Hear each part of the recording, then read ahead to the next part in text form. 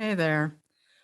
Delighted to see everyone, although I can't really see participants. I can see Lan Samantha Chang and I can see Shannon DeVito. Hey there, I'm Miwa Messer. I am the producer and host of Poured Over Barnes & Noble's podcast. I'm here with Shannon DeVito, who is our book's director, and Lan Samantha Chang, who is the author of this most fabulous novel, The Family Chao. So, couple of things before we start this event. There are going to be spoilers in this conversation. So if you heard Lan Samantha Chang when she was on Poured Over, this is not that conversation. We were very good about avoiding spoilers. That is not happening here. There is so much we couldn't talk about that I am dying to ask. So I just want to prepare you guys. The other thing is I see a hand up on the attendees panel. If you have a question, drop it in the chat or use the Q&A. That's where we're going to be looking for stuff. We also, if you registered with questions, we have those too. We're going to work them in as we go. So I'm so excited. We're just going to start. But I want to start with Shannon, because here's the thing. I know why we chose The Family Chao for our B&N Book Club pick for February. But I think you should really share that with everyone else who's here. So as soon as I started diving into this book, I knew we had to do it. It is book club fodder, and there's so many good discussion points. The least of which is the fact that it's a retelling of the Brothers Karamazov. But honestly, it's a captivating literary mystery. It has family secrets, betrayals, resentments, and my trifecta: heartbreak, comedy, and suspense. So it's really a book that drew me in from the beginning, and then the murder, spoiler alert, in the middle, and then the way that it ended. I think there's so many different ways people can take this, which I think is the perfect type of book club book. So that's why I picked it, and that's why I think A, this discussion is going to be great, but B, all of the different feedback I'm getting from readers and customers and fellow booksellers about why they took something different away from the book. And yeah, excited to have had it for February. It was perfect. Okay, so Lan Samantha Chang, I know you had a lot of fun writing this book. I know you had as much fun writing this book as I had reading it. But let's talk about where this book started for you. There are a couple of folks who asked in their questions when they were registering, and let's set the landscape. Let's go to Wisconsin for a second. Let's go meet the family Chao, and then we'll go from there. But how did this book start for you? Oh, I mean, I grew up in Wisconsin. I grew up one of four same-sex siblings. And at some point, I just realized I had never written about what it was like to grow up as an Asian American person in a town like the town where I grew up. We integrated our town. We arrived in the mid 60s. I was born there, like right after my parents arrived, and we had a real roller coaster of assimilation in Wisconsin. And I don't know, I learned a lot of complicated things growing up that I thought, I've never put this in a book before. I've never tried to write about it. And it felt really familiar as I was embarking on it. You know, it just felt like something I understood and wanted to write about in a natural way. So that's one thing. Leo Chow, the main character, another person, he leaped out of my head for whatever reason and just onto the page. And I just always knew he had to be the center of the book. Interestingly, the Brothers Karamazov piece came later on, a little later on in the process. But yeah, and so did the snow. I felt that I had to write a book in which snow and the weather had a major impact on the characters' lives because I was writing about the upper Midwest. Yes, and I was so thrilled when I saw the cover of the book and I saw those little sparkles and I thought, are those stars? That's nice. And then I was, oh, it's snow. This is perfect. The cover is perfect. It is. It totally is. At what point in the process, you said it kind of came later that you kind of pulled Dostoevsky in? Was it the characters? Was it the structure of the family? Was it the murder? Like, what brought you to that? Yeah, so part of it was trying to write in the present tense. I don't know if people have noticed that the book kind of writes itself, kind of unfolds forward, and it's in present, so it's like it's all unfolding as you're like viewing it, which, as we know, isn't really happening, but when you're reading, it's an interesting effect. And then when I was reading the Brothers Karamazov, the first 500 or 600 pages, you're spending 500 or 600 pages on around 3 days. And there's something kind of like it's like being in a ride at a park where they put your goggles on or they put that thing over your shoulders to hold you back. And then you just sort of go along for the ride and you don't know what's happening. I loved that feeling in the Brothers Karamazov, and I thought I could do that with the present tense in my book. So like in the first half of my book, it all takes place in, 3 days basically. Okay, Harry, this seems like a really good place to launch our poll questions. So, audience, we have a couple of questions for you. One is about the Brothers Karamazov, and the other is about Lan Samantha Chang's earlier books. And we're just kind of curious. So, they're all yes or no answers, but I just, I always have a lot of questions. What can I say? So, I'm also getting used to having this new mic setup. So, if I fade in and out, it is not you, it is me. I have to remember to sit on top of this mic. So here, question for you, Shannon. Who's your favorite character? This is tough. Mhm. I kind of do like Winnie because she was just like, I'm out. Yeah. And she really kind of decided to move away from the toxicity of it. And I appreciate that in a woman. And she, she is one of the core female characters, and I usually find myself more attuned to them for better or worse. So probably Winnie, although I see positives and negatives to each brother. I just did not like Leo. So just did not. Well, That's okay. yeah, You can't all nobody like, likes Leo. yeah, I actually enjoy Leo very much myself. yeah. Shannon, I have to thank you for choosing my book. I'm really honored and thrilled to be part of the book club. It's a big deal. It was nothing but my pleasure. And the feedback that I've gotten from readers and booksellers, and I had it up early for some of our booksellers to read, was just so positive because it feels really special and different. So I'm glad that we chose it too. Cool, thanks. I feel like my favorite character in retrospect, one of my favorite characters is Catherine. Okay, let's talk about Catherine for a second because she's kind of all over the map a little bit, but I mean, in the process of writing the book, like in early hmm drafts, Catherine didn't really have a personality. Like her entire personality was hmm about how she'd been dating this guy forever and engaged to be married and just wouldn't let go. And then as I kept drafting, she became more and more complicated until the very end. I actually started writing sections that were in her perspective, and I found them really easy to write. I thought, I like this person. She's really smart. She has her reasons for doing what she does. She's perceptive. I ended up liking her a lot. she's on my list. But I have to say, honestly, Mom, Winnie and Doggo. I mean, I do. We're gonna get to the who has a favorite brother conversation in a second, but Interesting. he's just such a hot mess, and I'm really fond of that guy. And he's really like he's just trying, and he's just of the three brothers, he's just like the biggest, messiest, most kind of organic one of the three. I mean, I love James for being James, and Ming, I have a lot of empathy for Ming. He Yeah. makes his life a lot harder than it needs to be. But Yeah. Doggo is just this messy, big, almost Falstaffian character where he's just like, here I am. Here I am. You can either take me as I am or not. And obviously, if it weren't for him making some decisions about dad, we might not be where we are. But Yeah. I have a fondness for him. But yeah, let's talk about favorite brother for a second. Now that I've laid my cards on the table, he really is my favorite. Oh, he's a flawed but heartfelt man. Yeah, I mean, Yeah. perfection is overrated. Who wants to be perfect? No, who wants to be perfect? Always gravitating towards complicated is always a wild ride. Mhm, mhm. So It's really hard to write a book in which people are perfect, right? Ooh, And yeah, it's no, also thank you. hard to write a book in which everybody has things done to them, that nobody's doing anything themselves. So Dago makes a lot of big mistakes, and that is, they're all his responsibility. In the end, he actually kind of takes responsibility for it. So I can see that. He's also, it's nice to see an oldest sibling who's not perfect.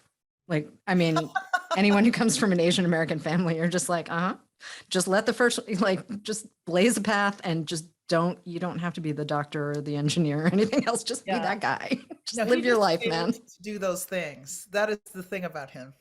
Yeah. of the brothers, I think I agree, Miwa. I think he was probably my favorite just because it's, if you're gonna fail, kind of fail big. If you're gonna be messy, be really messy. And that's exactly who he was as a person. So Sam, what about you? Okay. Probably Ming. Yeah. I bet a lot of people I know don't favor Ming, but I Mhm. feel sorry for him. I'm also a middle child. I will say that. So I could understand some of his feelings. He just felt like he had to go out there and conquer the world because Dago had failed to do it, or that he felt he could do it better than his brother, even though his family thought that his brother was going to be the big star. I don't know. I mean, part of my compassion for Ming honestly comes from the fact that he has bought into this model minority myth. And I wish Yes. more of us would blow it up, because it is one of the most hurtful, icky things out there. And the fact that our community buys into it too, I'm just like, Oh, I why are we know. playing along with this? This is gross. This was ascribed to us. I am so not interested. And if you can't tell, I'm the rebellious older child who did not do the thing. So The model minority myth, like, do people know? So basically, I mean, there's a lot of angles to it, but the idea would be that Asians are the model minority. So if you're an Asian American, you're supposed to behave like you're not supposed to cause any trouble. Is that one way to put it? So, Yeah, yeah. you're supposed to just go along and be really good. And in fact, people have been upset with my book because the characters are not really well behaved or victimized. I mean, they're not really Mhm. victimized in a typical way. So, yeah, I think it's and the whole idea of the model minority myth is that if Asians are the good minorities, then everyone else can trump on the other minorities for being bad. So, for as long as Asians are good, or also living up to that is really hellish. Like, you can't be perfect. Nobody's perfect. You know, I remember my father, when I was young, we went to a big city and my dad was in a cab, which he really hated because he was the big driver. He wanted to always drive, but he was in the cab. And I remember him giving the cab driver, when we got out of the car, this huge tip and explaining that he had done this because he wanted to make sure the cab driver knew that Chinese people were not cheap. And I thought, you are not all Chinese people, but you clearly think you have to be. And that's part of the model minority myth also. And that's a lot of what's happening for Ming. That's also what's happening Yes. for Catherine in a way, because she's trying to figure out listen, she's a transracial adoptee, which makes things slightly complicated. But at the same time, she just wants to know what that means for her. And that is going to be different for everyone else. She's raised by white parents, loving family, everything else. But you're kind of trying to translate. And, I also say this as a person who has a white parent. Like, there are some things that just you kind of have to translate for your parents. They mean well, but sometimes you got to be like, hi, let me explain that. So, and sometimes you end up doing that with an immigrant parent as well. It's like, well, let me translate that for you. Oh, So, yeah. I mean, these boys, and this brings me to a thing that I've really, really wanted to talk about that we couldn't totally get into in the podcast because spoilers.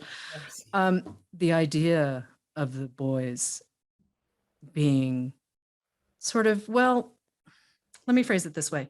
The Family Chao is a post-immigrant novel, right? It is a post-immigrant novel. We are redefining what it means to be not just Asian American minus the hyphen, but what does it mean to be American? How many different flavors of American are there? And I love James and Ming and Catherine and Dago for all of these things. And, Winnie walking away, like, mom walks away. Mom's just Right, like, that doesn't y'all even need to happen. figure your stuff out. I'm going to go retreat. I mean, she takes Bye-bye. off for a religious community. She's like, yeah, I'm good. Thanks. Bye. But the idea of a mother walking away from it, that's still really fraught for a lot of people. And it's like, well, mothers don't leave. And it's like, well, the kids are actually on there. I mean, James is the baby, but he's not a baby. He's in college. He's a She gets pre-med baby. engaged and she Yeah, gets- right. I mean,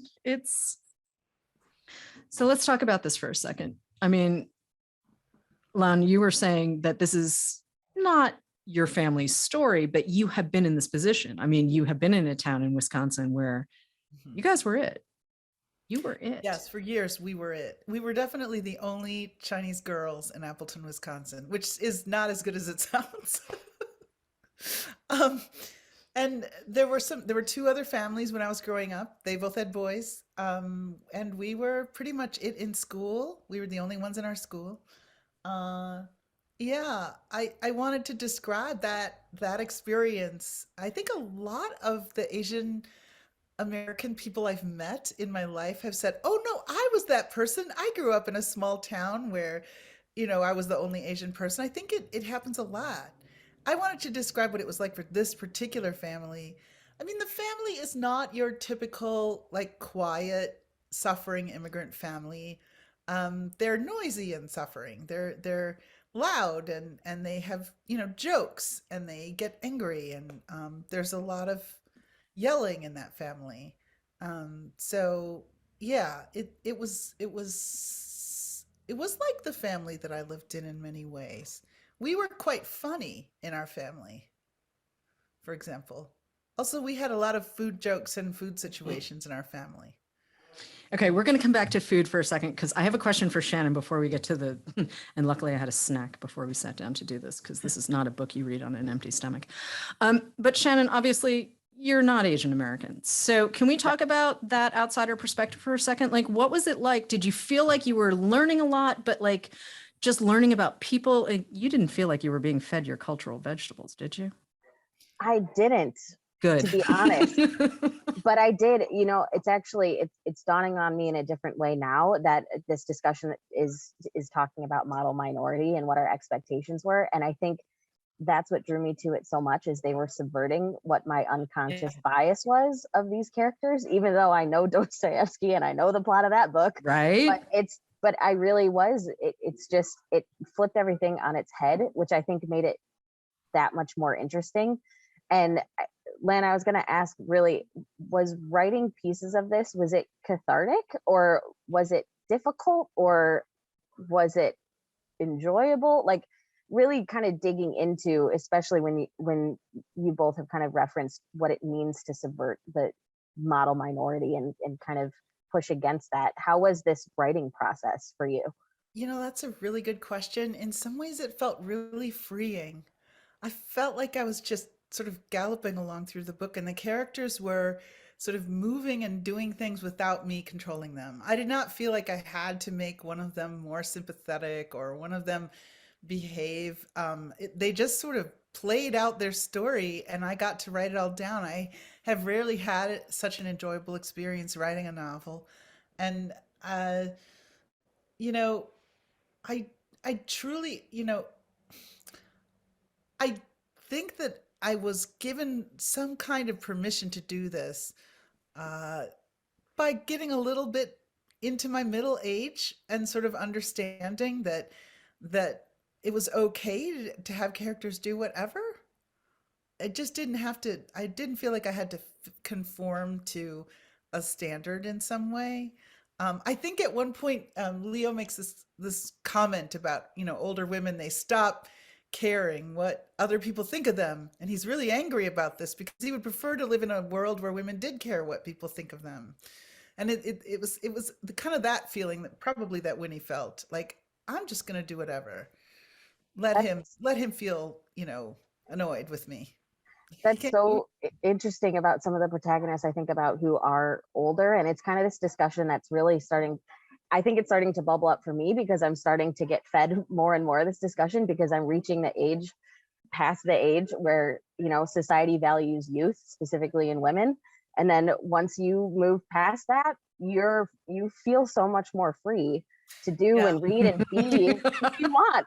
Like having an existential crisis in the middle of book club. But that is exactly kind of, I think, what Winnie felt and what, kind of subverting expectations, whether it be through gender or culture or, it makes for, A, interesting discussion, but B, wonderful fiction. And all of the boys can cook, which we're going to come to in a second. But I just asked Harry to pull the poll questions because everyone has responded. So 80% of our audience has not read the Brothers Karamazov yet. So y'all are in for a treat. But 83% of you, this is not your first time reading Lan Samantha Chang, which I think is kind of awesome because I have read all of your books too. So I want to come to an audience. A couple of people in the audience had asked, what was your process like? And this book, I mean, just given everything that we've just been talking about and the freedom you felt to write this and whatnot, how did your process change with this? I mean, we had the story collection, we had the novel set at, not unlike the Iowa Writers Workshop. And then we had the epic novel in between. The historical fiction. So how, you said you were a little looser, you were feeling a little more like you had the material ready to go, but what does that mean for you as a writer? I mean, one of the big factors was that I was so busy that I didn't have time to sit around and indulge in a lot of self-criticism.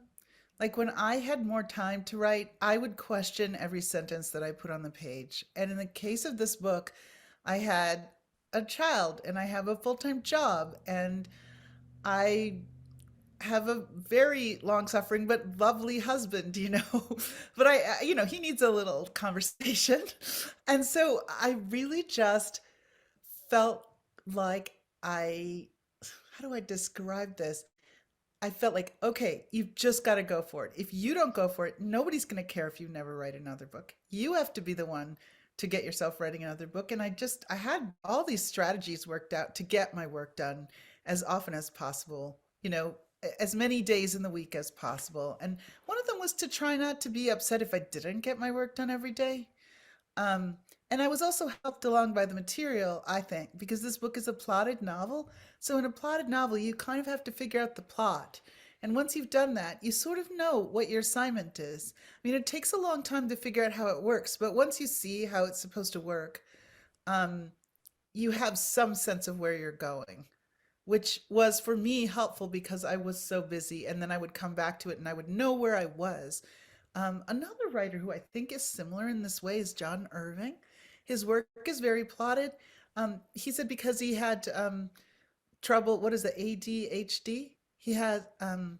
So he had to sort of come up with books that had a really clear sort of plot in them, a structure that he understood so that he didn't get distracted. And if he was distracted, he could get back on the ride. So we have a question from a member of the audience asking if this book changed you for the better while you were writing it. Yeah, I think it really did. I would say that when I wrote this novel, I really, I was so busy that I had serious questions about whether I could finish it because writing a novel is time consuming and it takes up also parts of your brain that are often in midlife being used to attend to other things. And you really have to learn to retrain your focus over and over again upon the novel. And I thought, wow, if you can do this, you could write another one after this. And when I finished it, I felt like it was a major accomplishment of the middle of my life. Both of my parents died while I was writing the book. And I just had a I look at it now and I think that was a very full period of your life, like very full. And so I'm super grateful that I was able to complete the book and that I liked the book. And I'm just so grateful also for everything that's happened with the book. I'm grateful to be on the Barnes and Noble Book Club talking about it with you all. So I do think that one thing writing this book has taught me to do is to appreciate all of the sort of gnarly complexities of my life as a writer. I mean, as an author, I also feel like I've been freed up by this book to tackle themes that I've never written about before, um, to write about characters who do things that my characters have never done before. Um, just there's just been a tremendous sense of freedom that this book has given me. So I'll always be grateful to this book. That's such a great answer. Have another person who's asking about your writing process and your discipline specifically. And I think you just answered a lot of that with well, you just make the time when life is happening. You just find a way to. But what kind of advice would you give a person asking that question? So one thing that worked for me was writing parts out of order. So like this book was not written, starting with chapter one and then going through. I think in 2014, I was super busy. That year, I would wake up before my daughter did. Every morning, I would try to get like half an hour, 45 minutes of work done. But it's very hard to sort of really get into the meat of something in 45 minutes. So what I did that for the entire several months of winter and spring was these kind of exercises that I would give myself. Now, okay, try to write something like this. Try to imagine this. You know that you want the characters to, um, you know, that you want one of the characters to have a long ride through the snow. Try to write about what it was like in driving in the snow, which is an interesting experience. The section that I wrote where Leo goes through all the dog idioms, Like that was one of those morning exercises. And then I just saved it and put it in where it seemed like it made sense. So I was able to write because I wasn't writing in order. And I also didn't make myself figure out the book as I was writing it. I just thought, okay, well, you want to have this happen. So why not try and see what happens? So I would do all these ideas. And then eventually I put them in order. And then I had sort of messy but ordered parts, at which point I started having to bear down and work on the parts that weren't any good, that I knew they needed to be there, but they weren't any good. And I would also say the other thing I did to maintain my discipline was to go to writing retreats or residencies, which really I think I wouldn't have been able to make progress on this at all if I hadn't occasionally, um, I think even fairly frequently gone to a residency and done nothing but work on this book. I mean, I'd get away for 8 days and I would spend the first 4 days stressing out and watching bad videos and getting sort of filled with self-hatred for not working. And then I would break through and work really hard for 4 days and get like 2 months worth of work done. And and then when I came home from something like that, then I was able to go back to my bits and pieces every day and just not getting down on myself if I didn't make a day or two or three. It just didn't want to self-talk myself into stopping. I think that's what a lot of people do. So interesting to hear, talking with a lot of different authors too about there is, and this is a pun incoming, there's no right way to write, that it really, Right. every single author treats it differently. And even across books, do it completely differently because, you could be in a completely different chapter in your life and you kind of have to pivot and work the process into what's currently going on. I don't write myself, but I hear about the different, some people write completely linearly. Some people do note cards and then move the note cards around physically to plot out a book. And it's did you find that this process was more of a result of fitting it into the rest of your life, or was it a conscious decision to say, I'm going to approach it this way for this book because this is what I think I need right now? It was definitely fitting it into the rest of my life. And then when I went to a residency, I would throw out the rest of my life and do only this. So it was kind of a sort of back and forth situation. It took a Hmm. long time too. I mean, the first passage in the book that I wrote was when Leo Chow comes up the stairs, and I had written that in 2005. Okay.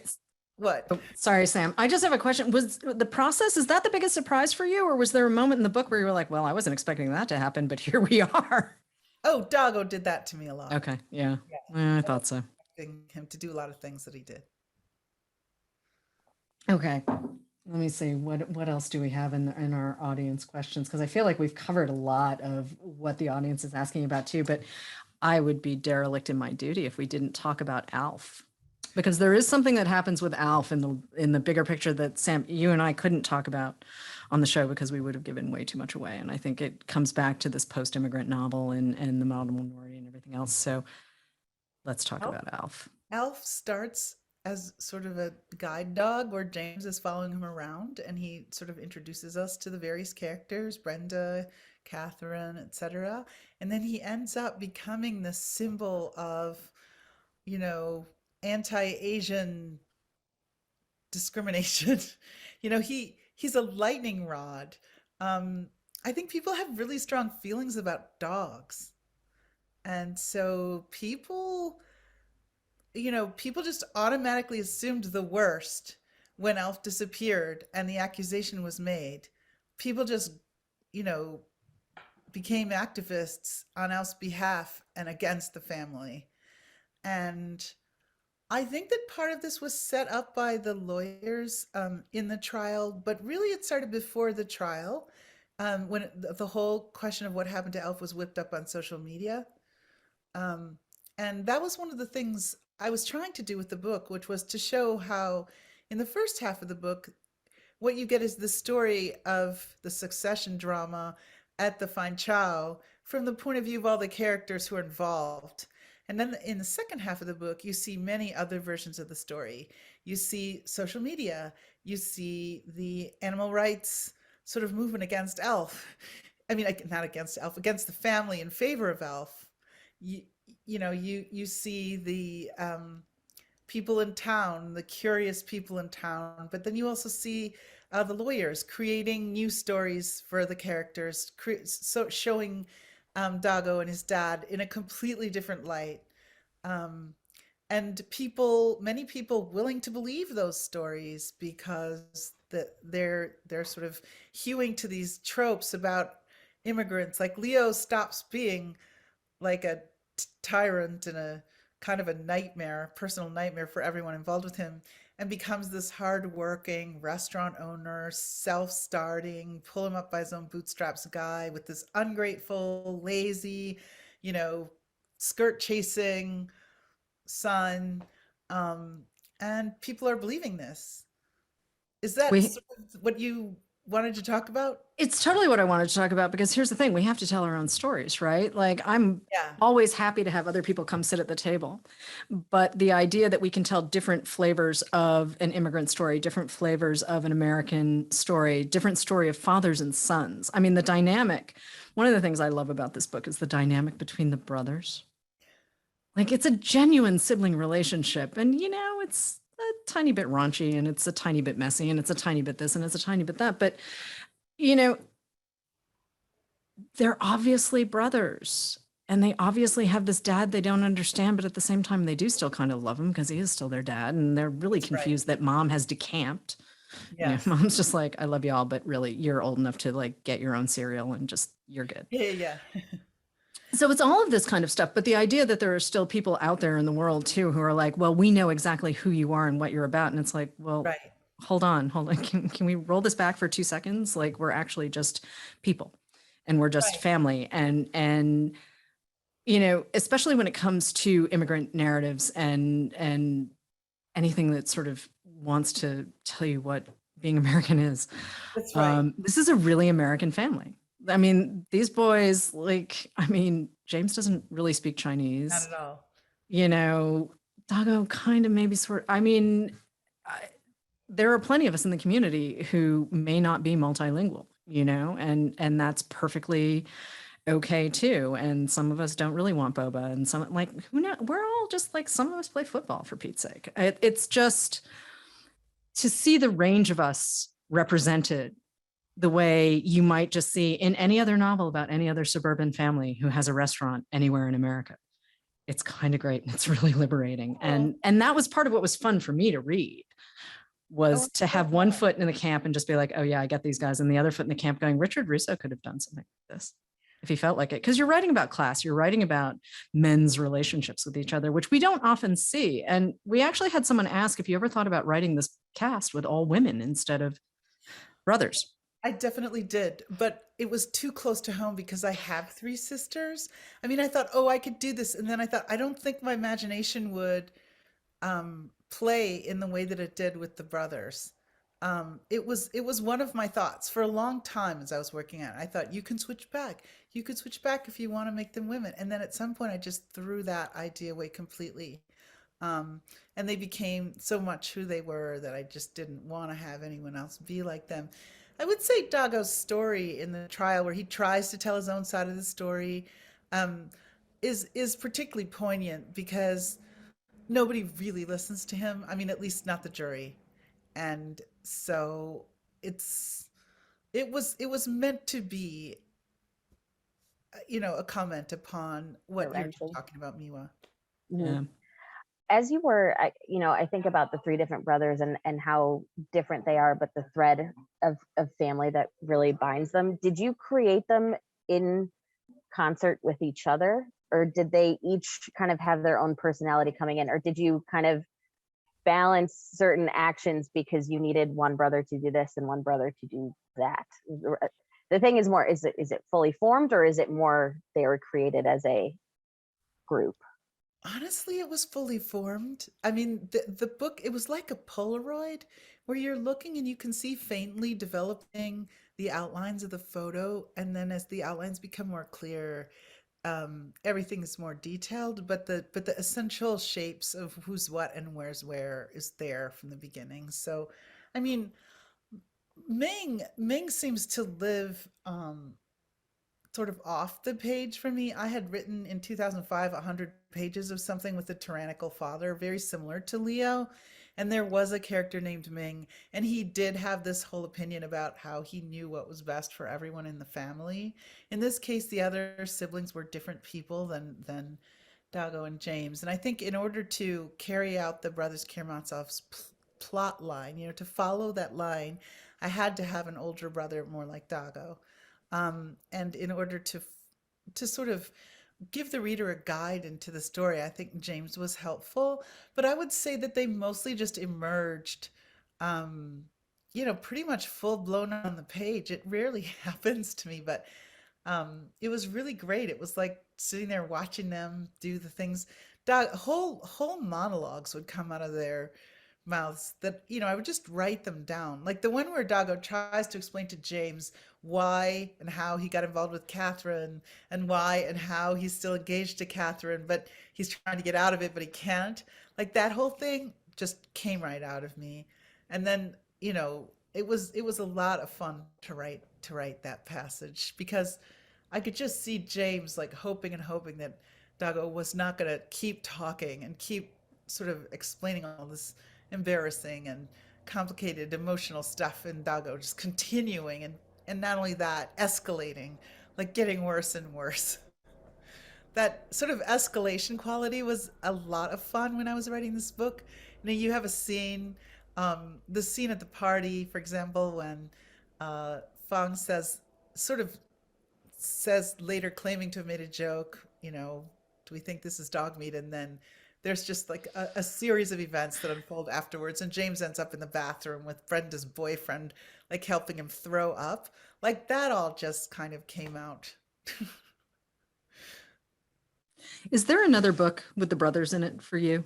Or have we seen the last of the brothers? I have no idea. I mean, certainly I wasn't planning to write one, but I do often imagine what's going to happen to James. I imagine that, right? Yeah, he's going to have a lot of changes. He's going to veer away from the way he is in this book, and then he'll probably come back somehow, but very changed, more mature. But I see it as kind of a picaresque, an adventure story, because James's life is still ahead of him at the end of this completely book. And I learned a fun thing from you when we sat down for the show, which is Dostoevsky meant to write a sequel to the Brothers Karamazov. Yes. So I'm just pointing that out, that you told me. One of my favorite differences, though, is that your book is totally consumable in that I can read it in a few sittings. Whereas if Dostoevsky wrote a sequel, it'd probably be 3,000 pages. So yeah, definitely. There's that. This had the same amount of drama, just packed into a much tighter package, which I personally appreciated. Oh, well, thanks for saying that. I mean, Dostoevsky was paid by the word, so I can completely understand his. Yes, very different. Yeah. Well, and we did also have someone point out in the chat that even though they haven't read Dostoevsky either, they're feeling a little King Lear about all of this, which, it's not an imperfect comparison by any stretch of the imagination, but I have to keep an eye on the time. That is part of my job when we do these things. So, Shannon, you have anything you want to add to this conversation? Did we miss anything that you really wanted to talk about? I think we covered everything that you and I talked about before. Yeah, we covered a lot. And I so appreciate the discussion about, what it can mean for different audiences. And I guess one of the questions is, and this is actually really similar to something that was asked in the chat, is, what do you really hope people come away from the read of this? What is, if there was one thing, which there's so many different nuances and layers to this type of book, but if there's one takeaway, what would it be? I think it would be, don't assume that you know the people at the restaurant. That encapsulates it pretty perfectly. That is great. Yeah. And just don't assume. Don't assume. I think that is the best place for us to wrap up at this point. So I'm going to say thank you, Shannon DeVito. Thank you, Lan Samantha Chang, who I keep wanting to call Sam because, I have this thing about bylines. But anyway, Lan Samantha Chang, author of Family Chao, thank you so much for joining us. And also, folks, I just want to shout out Lan for a second, too, because, she runs the Iowa Writers Workshop. So, there are a lot of writers that have come out of that school under her tenure that we can just say thank you very much, because this is very cool. So please keep doing whatever you're doing. You're doing it. But listen, we would love to see James in another book. So I'm just going to put my vote in. So if anyone else is interested, just shout out in the chat. But maybe James comes back, maybe he doesn't. We'll let you decide, but it would be cool. I'd be excited. Thanks so much for having me. I've had such a good time talking to you about it. Love talking about the book with spoilers. Thank you. Right? Thank you, Shannon. All right. Thanks, so everyone. much. Have a great afternoon. And we'll see you in April for our next pick, which is Rebecca Searle, One Italian Summer, right? Italian Summer. Okay, yes. Awesome. All right. Have a great Going afternoon, abroad. everyone. Thanks again. Bye. Bye.